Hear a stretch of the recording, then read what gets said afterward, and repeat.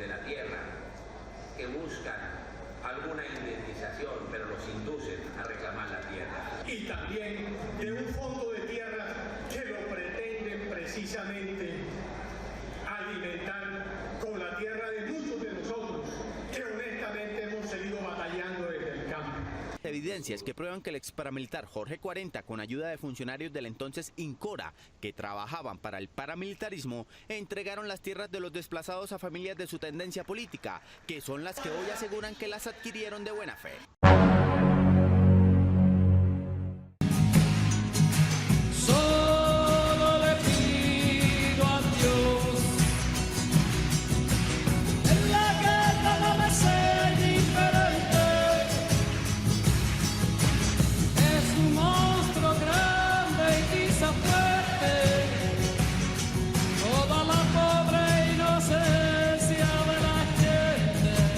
La guerra en Colombia siempre ha estado intrínsecamente relacionada con el tema de la tierra y también con el tema de la concentración de la riqueza.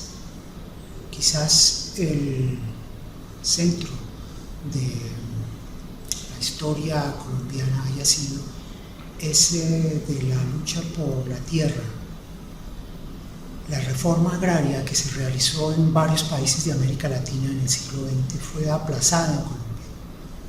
Algunos intentos se hicieron en la segunda mitad del siglo XX, logrando redistribuir algunas hectáreas de tierra.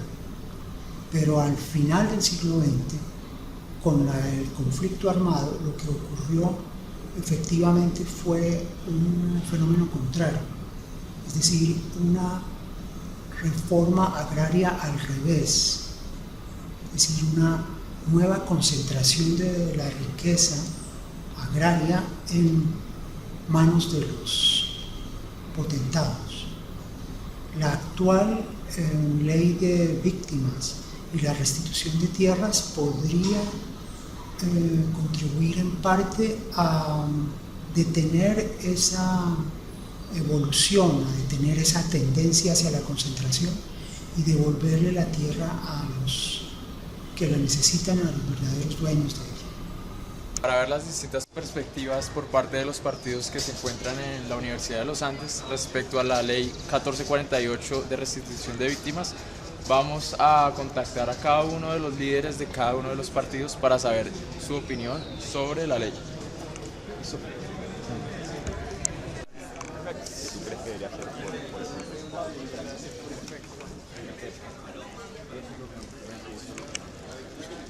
Mi nombre es Juan Antonio Pretel, pertenezco al Movimiento Libertario. Nosotros defendemos el tema de restitución de tierras más allá del discurso político tradicional, porque creemos que las tierras en manos de los ciudadanos y no en manos de los estados es lo que realmente crea riqueza, y al crear riqueza pues se crea bienestar en general para la sociedad. Ahora, hay un tema en cuanto a la legalidad de esas tierras. Obviamente hay que reconocer que no todas las tierras del conflicto armado ahorita las están en posesión de esos grupos o actores. Muchas de esas tierras fueron vendidas a terceros de buena fe, por lo cual el liberalismo o nosotros, el movimiento libertario, defendemos precisamente el imperio de la ley.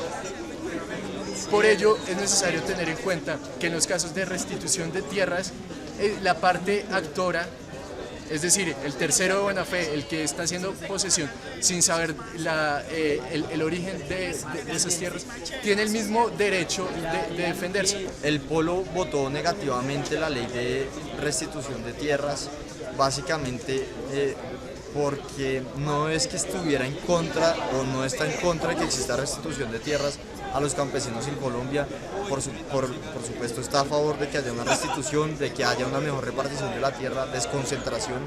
Somos un país que la concentración llega casi al 1 en el Gini, que es el nivel más alto, pero votamos en contra de esta ley porque veíamos que había varios elementos complicados. Lo primero es que no había un reconocimiento de todas las tierras quitadas desde el 89 hacia atrás, entonces eso ya de alguna manera, y de las víctimas, eso ya de alguna manera excluía a un sector de la gente que ha sido afectada por el conflicto armado y por la apropiación de las tierras. Y lo segundo es que básicamente la ley de tierras no da el elemento principal que necesitan los campesinos que han sido despojados de sus tierras, y es los recursos para producir la tierra. Al final de la aplicación de la ley de restitución de tierras, lo que va a suceder es que va a haber campesinos en el campo sin un peso con que producir su tierra, van a preferir vender su tierra a grandes monopolios productivos de agroindustria, y ellos van a terminar nuevamente desplazados a las ciudades o van a terminar siendo empleados de estos grandes monopolios. En última, la ley de restitución de tierras va a significar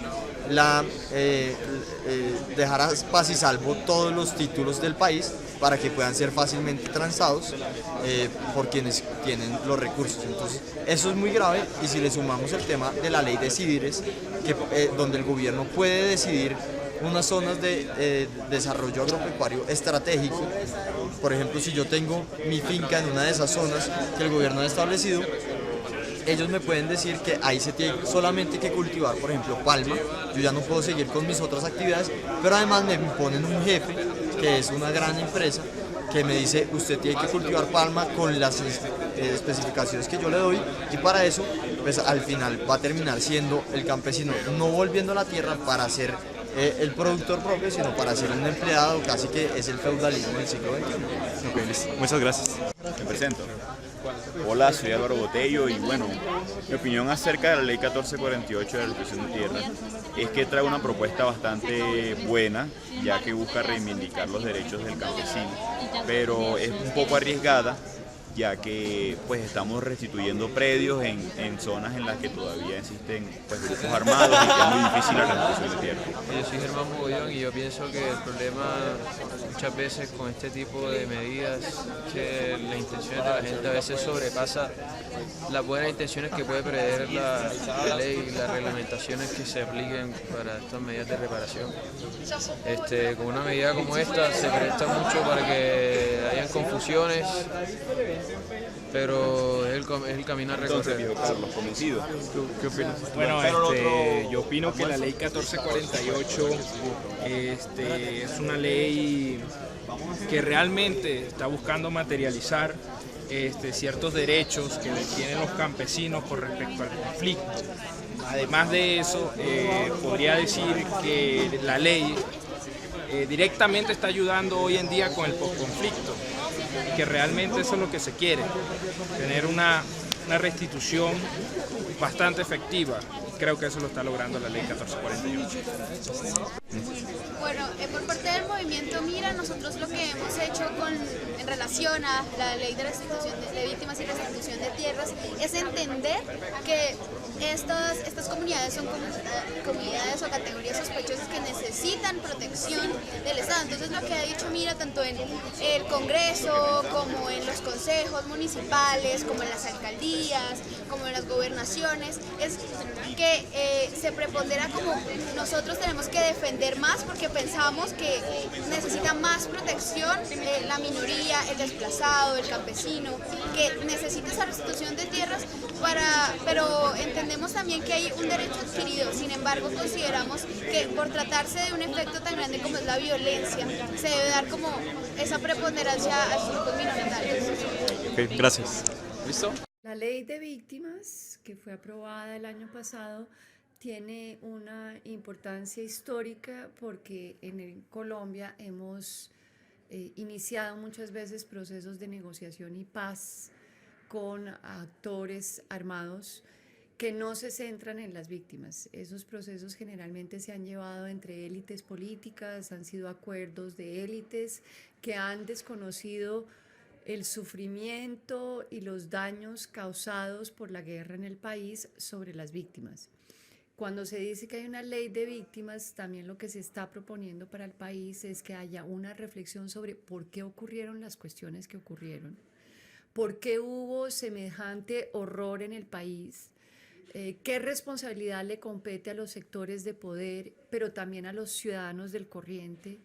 ¿Por qué los ciclos de violencia que hemos vivido en el país se siguen reproduciendo? Es decir, poner las víctimas en el centro de todo este proceso es además suscitar una reflexión personal, íntima de cada uno de nosotros de qué hicimos para impedir que ocurrieran los horrores, pero también a nivel de país, de nación.